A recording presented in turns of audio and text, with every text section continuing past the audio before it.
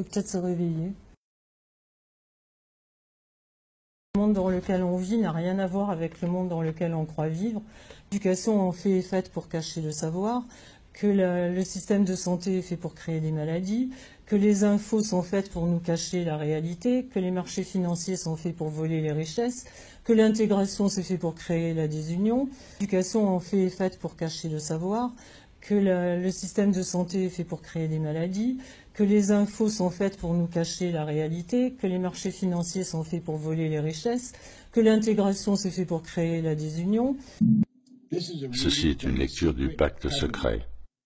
Une illusion nous produiront tellement énorme, tellement vaste, qu'elle échappera à leur perception.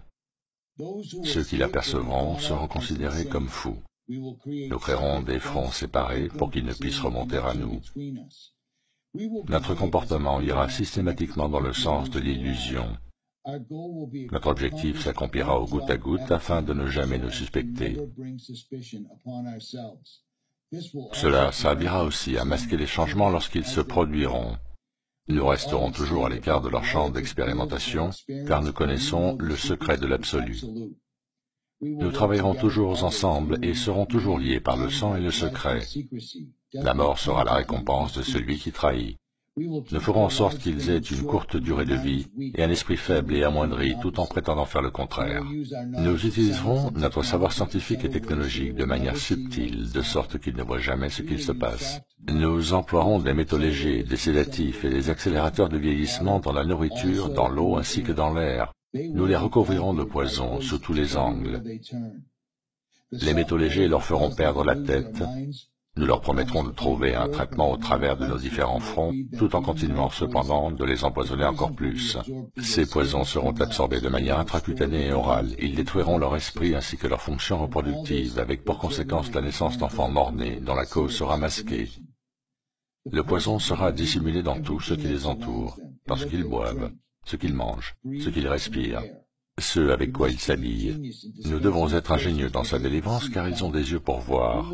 Nous leur enseignerons que ces poisons sont bons pour eux au travers d'images et de musiques divertissantes. Ce qu'ils admirent nous aideront. Nous les enlisterons pour promouvoir ces poisons.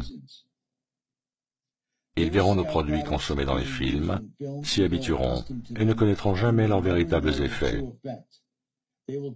À la naissance, nous injecterons du poison dans le sang de leurs enfants en convainquant leurs parents que c'est pour leur bien. Nous commencerons au stade précoce, quand leur esprit est jeune. Nous ciderons les enfants avec ce qu'ils aiment le plus, les sucreries. Quand leurs dents s'abîmeront, nous les remplirons de plomb, ce qui endommagera leur cerveau et compromettra leur futur. Quand leurs capacités d'apprentissage seront amoindries, nous produirons des médicaments qui les rendront encore plus malades, provoquant d'autres maladies pour lesquelles nous créerons d'autres médicaments. Par notre pouvoir, nous les rendrons faibles, dociles et soumis. Ils deviendront déprimés, lents, obèses. Quand ils demanderont de l'aide, nous leur donnerons encore plus de poison.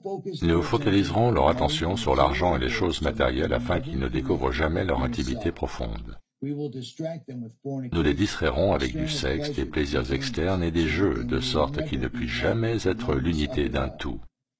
Leur esprit nous appartiendra et ils feront ce que nous leur dirons de faire.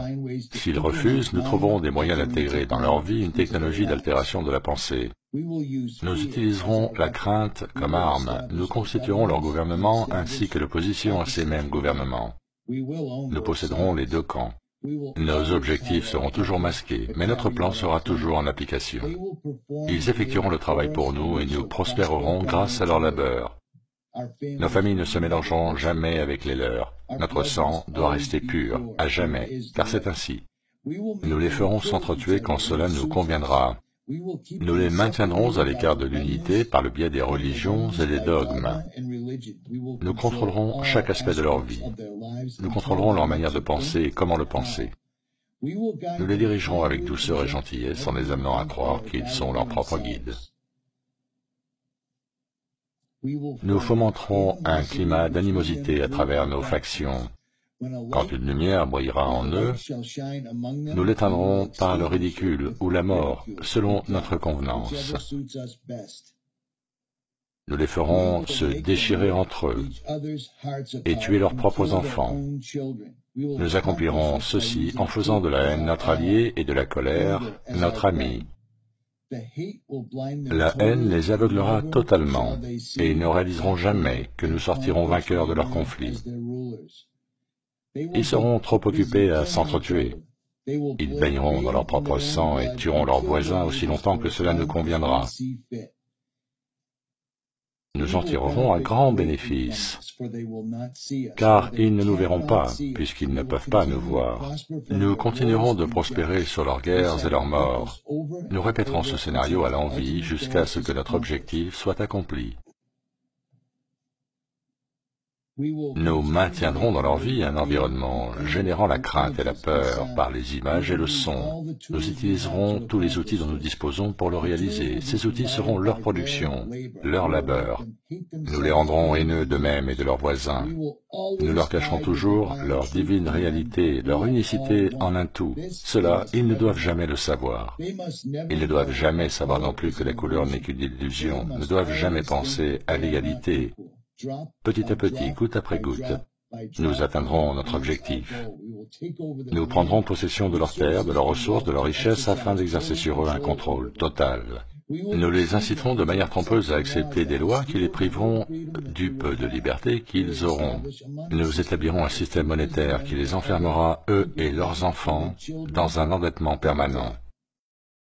Quand ils boycotteront, nous les accuserons de crimes et présenterons une histoire trompeuse au monde à travers les médias que nous contrôlerons tous. Nous nous en servirons pour filtrer l'information et maintenir leur approbation. Quand ils s'élèveront contre nous, nous les écraserons comme des insectes, ce qu'ils ne sont même pas. Ils n'auront aucun moyen de faire quoi que ce soit, car ils ne seront pas armés.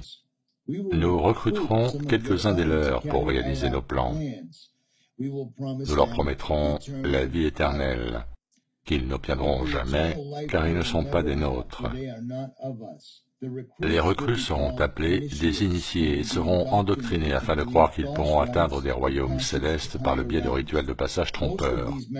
Les membres de ce groupe d'initiés seront convaincus d'être intégrés parmi nous, alors qu'ils ne connaîtront jamais la vérité. Et ils ne doivent jamais la découvrir, car alors ils se retourneraient contre nous. Pour leur travail, ils seront récompensés par des choses terrestres et des titres, mais ne deviendront jamais immortels ni ne feront partie de nous, et ne recevront jamais la lumière du voyage cosmique. Ils seront toujours privés de l'accès au royaume céleste, car tuer ceux de leur propre espèce rend impossible le passage vers ceux-ci, ceux qui ne seront jamais. La vérité leur sera masquée en plein visage, si près qu'ils ne pourront s'y focaliser avant qu'il ne soit trop tard. Une illusion de liberté tellement énorme qu'ils ne sauront à aucun moment qu'ils sont en fait nos esclaves. Quand tout sera en place, la réalité que nous leur aurons créée les possédera, elle sera leur prison. Ils vivront dans l'illusion d'eux-mêmes. Quand notre but sera atteint, une nouvelle ère de domination débutera. Leur esprit sera enserré dans leurs croyances que nous avons installées depuis des temps immémoriaux. Mais si jamais ils découvrent qu'ils nous sont égaux, alors nous périrons. De cela, ils ne doivent jamais s'apercevoir. S'ils comprennent qu'ensemble ils peuvent nous vaincre, ils agiront. Ils ne doivent jamais, jamais découvrir ce que nous avons fait. Car dans ce cas, nous n'aurons aucun endroit où fuir, tellement il leur sera facile de voir qui nous sommes une fois le voile levé. Nous serons jugés sur nos actions, qui auront révélé qui nous sommes. Nous serons pourchassés et personne ne nous fournira un abri. Voilà ce qu'est le pacte secret, sous lequel nous vivrons le reste de notre vie présente et future, puisque cette réalité va transcender de nombreuses vies et générations. Ce pacte est scellé par le sang, notre sang, celui qui parcourut le chemin du paradis vers la terre. Ce pacte ne doit jamais, jamais être dévoilé. Il ne doit d'aucune manière être discuté ou écrit. Dans le cas contraire, la nouvelle conscience engendrée déclenchera sur nous la furie du Créateur originel, et nous serons ainsi renvoyés dans les ténèbres d'où nous sommes issus, et y resterons aussi longtemps que l'infinité elle-même.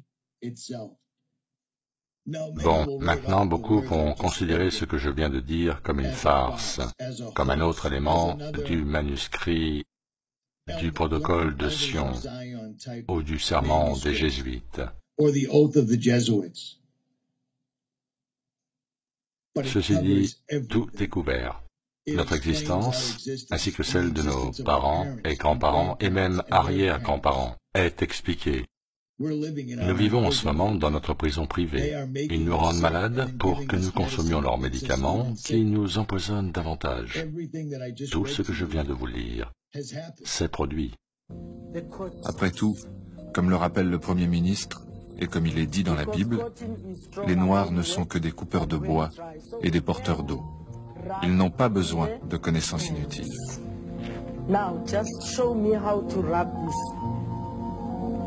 Show us the wrap. Ce qu'ils ont trouvé était incroyable. Il y avait ce qu'on appelle une Faircopper List, autrement dit un bordereau de vente.